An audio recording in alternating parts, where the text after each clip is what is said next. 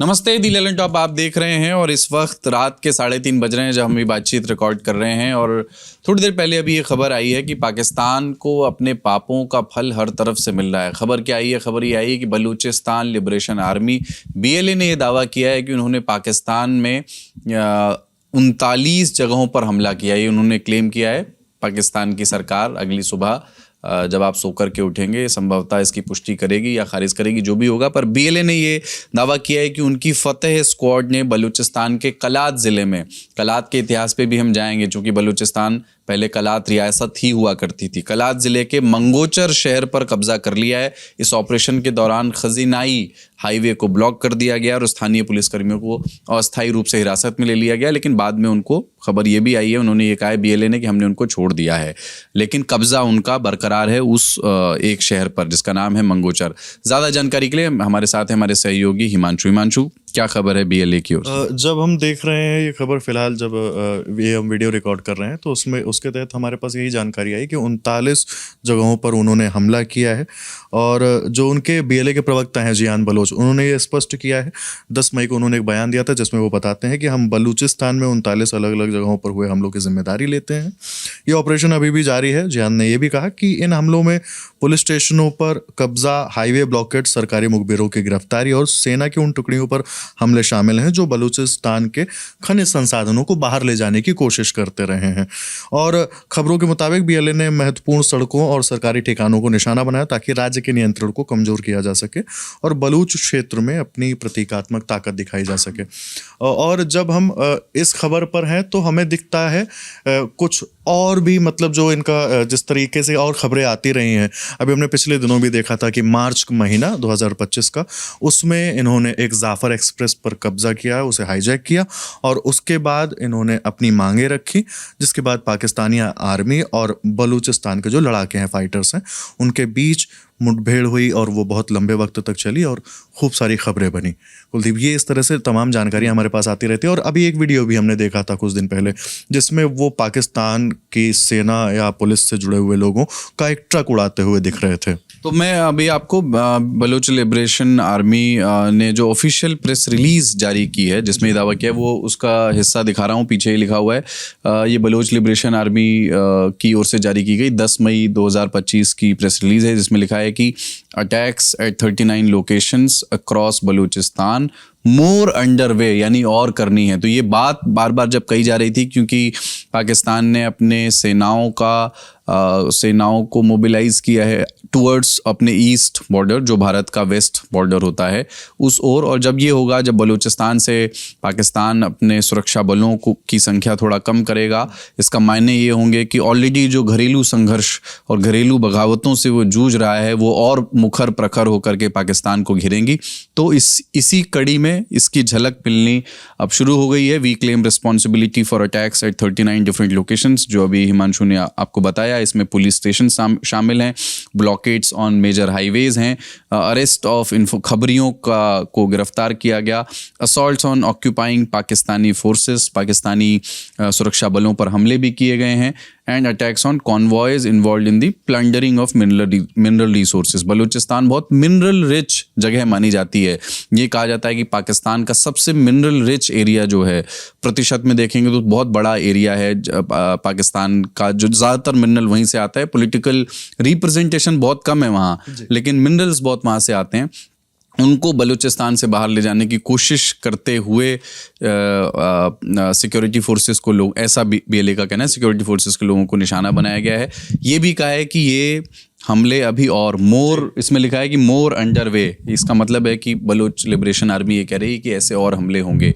तो ये पाकिस्तान के लिए अपने घर से बहुत अच्छी खबर नहीं है। यानी अब जब इसके पहले हिमांशु बात कर रहे थे कि पाकिस्तान को अपने पापों का फल भुगतना पड़ रहा है, और ये आसार शुरू से ही लगाए जा रहे थे कि जैसे जैसे इंडिया से उसके बॉर्डर पर तनाव बढ़ेंगे वैसे वैसे उसके घरेलू बगावतें भी सर उठाएंगी और उनसे निपटना भी वहाँ की आर्मी इस्टेब्लिशमेंट और पॉलिटिकल लीडरशिप के लिए एक चुनौती होगी।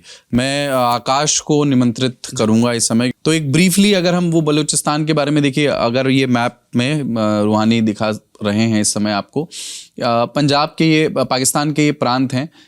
तो सबसे ऊपर KPK है, जिसको खैबर पख्तूनख्वा उसका पूरा नाम है, जिसकी राजधानी पेशावर है। पंजाब भारत से एकदम सटा हुआ, लाहौर जिसकी राजधानी है एकदम बगल में भारत से सटा हुआ, कुछ 30 किलोमीटर की दूरी पर ही। और सिंध है जिसकी राजधानी कराची है, जो पाकिस्तान की व्यावसायिक राजधानी भी आप कह सकते हैं। और सबसे वेस्ट की ओर जो अफ़गानिस्तान से सटा हुआ इलाका है वो बलूचिस्तान है, जिसकी राजधानी क्वेटा है।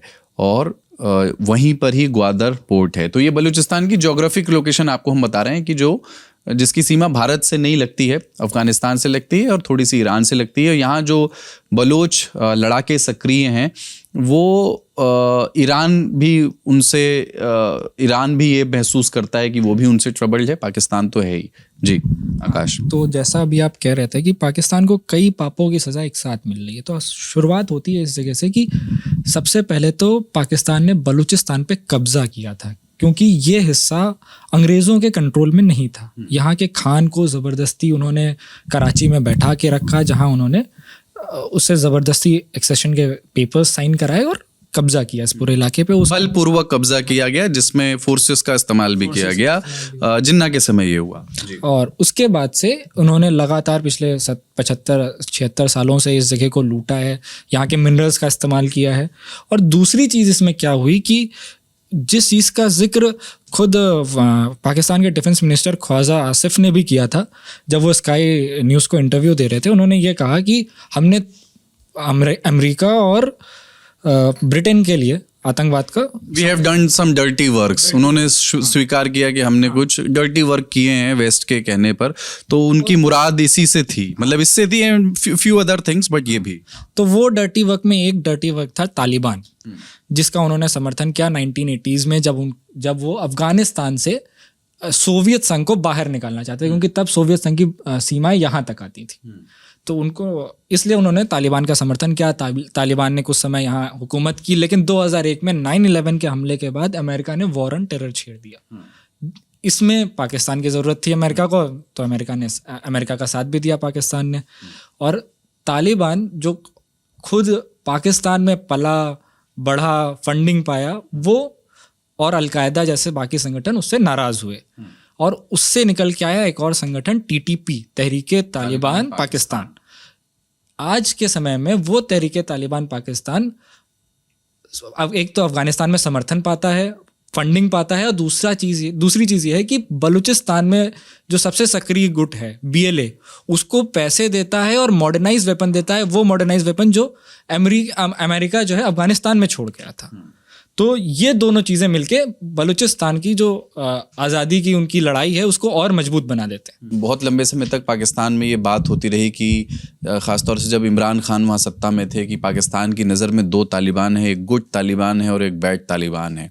अफ़गानिस्तान के तालिबान को लेकर के उम्मीदों से देखते थे इमरान खान। जब वहाँ तालिबान की सत्ता आई अफ़गानिस्तान में, तो उन्होंने ट्वीट किया कि एक नया सूरज उग रहा है, या उन्होंने कहा था गुलामी की जंजीरें टूट गईं, इस तरह का कुछ उन्होंने ट्वीट किया था। और अभी जिसको वो बैड तालिबान कहते थे, जो बाय द वे पाकिस्तान में नंबर ऑफ टेररिस्ट अटैक के लिए ज़िम्मेदार है। पेशावर में स्कूली बच्चों पर, मासूम बच्चों पर जो बर्बर आतंकी हमला हुआ, उसके तार तहरीक तालिबान पाकिस्तान से ही जुड़े जाते हैं। उसको पाकिस्तान बैड तालिबान मानता रहा शुरू से, लेकिन अब उनके हिसाब से जो गुड तालिबान और बैड तालिबान थी, वो लाइन धूमिल हो गई है, क्योंकि अफ़गानिस्तान में सत्ता आने के बाद से तालिबान, ऐसा ये माना जाता है कि तहरीक तालिबान पाकिस्तान को, जो पाकिस्तान में सक्रिय है, अब परोक्ष या अपरोक्ष रूप से, अप्रत्यक्ष रूप से समर्थन अथवा फंडिंग अथवा मदद मुहैया करा रहा है। तहरीक तालिबान पाकिस्तान बलोच लिबरेशन आर्मी को ऐसा माना जाता है कि मदद मुहैया करा रहा है, और इसकी वजह से ये लड़ाई पाकिस्तान के लिए और मुश्किल होती जा रही है। ताज़ा अपडेट्स यही हैं कि BLA ने 39 जगहों पर पाकिस्तान में, बलूचिस्तान में हमला करने का दावा किया है। इस हमले की पुष्टि अगली सुबह पाकिस्तानी सरकार और उनकी इस्टेब्लिशमेंट को करनी है, पर उन्होंने ये भी कहा है कि वो और हमले इस तरह के करने वाले हैं। उन्होंने मुखबिरों को गिरफ्तार किया, वहाँ के पुलिस पर्सनेल को भी कुछ समय हिरासत में रखा और फिर छोड़ा, और ये भी कहा है कि हमारे यहाँ से खनिज लेकर के जाने की कोशिश कर रहे सिक्योरिटी फोर्सेस को उन्होंने निशाना बनाया है। ये बात तो पूरी तरह सही है कि पाकिस्तान में अगर आप देखें तो जो पंजाब है वो पॉलिटिकल लीडरशिप का केंद्र रहा है। यहाँ ज़्यादातर जो बड़े लोग हैं पंजाब, जो पाकिस्तान के डिसीजन मेकिंग में आने वाले लोग हैं, उनकी सीनियर लीडरशिप की जो हिस्ट्री रही है उसकी अगर आप सूची देखेंगे तो आपको ज़्यादातर लोग इस रीजन से आते हुए दिखेंगे। कराची का जो सिंध का जो इलाका है जिसकी राजधानी कराची है, ये आर्थिक राजधानी रहा है, चूँकि यहाँ पर कराची पोर्ट है इनका पुराना और बहुत सारा ट्रेड होता है। लेकिन जो सबसे हाशिए पर रहा है, जबकि आप ज्योग्राफिकली देखेंगे तो पाकिस्तान का सबसे सिग्निफिकेंट पार्ट प्रतिशत के लिहाज से बलूचिस्तान ही है, लेकिन पॉलिटिकल लीडरशिप के लिहाज से कोई कुछ नहीं मिला बलूचिस्तान को। इनके स्थानीय नेतृत्व को मेक श्योर किया गया कि ये उभर ना पाए। लंबे समय तक पाकिस्तान ने किल एंड डंप पॉलिसी, उन अत्याचारों की कल्पना से भी परे किस्म के अत्याचार की किल एंड डंप पॉलिसी की बात होती है कि पाकिस्तानी सेना वहाँ पर बलोच लोगों को, लड़ाकों को उठा लेती थी, कई बार बेकसूरों को उठा लेती थी और फिर किसी पहाड़ी पर उनके शव मिलते थे। तो इस तरह के अत्याचारों के खिलाफ बलोच लिबरेशन आर्मी खड़ी हुई और अब वो एक हिंसक संघर्ष पाकिस्तान की मिलिट्री, पाकिस्तान की सेना से वहाँ कर रही है। आज की जो अभी फ़िलहाल की अपडेट्स है, अभी हम आपको सुबह लगभग 3:30 बजे ये बता रहे हैं। जो भी अपडेट्स आगे आते रहेंगे, भारत और पाकिस्तान के बीच तनाव से जुड़े हुए भी उसमें विश्वसनीय जानकारी आप तक लेकर के आते रहेंगे। देखते रहिए दी लालन टॉप।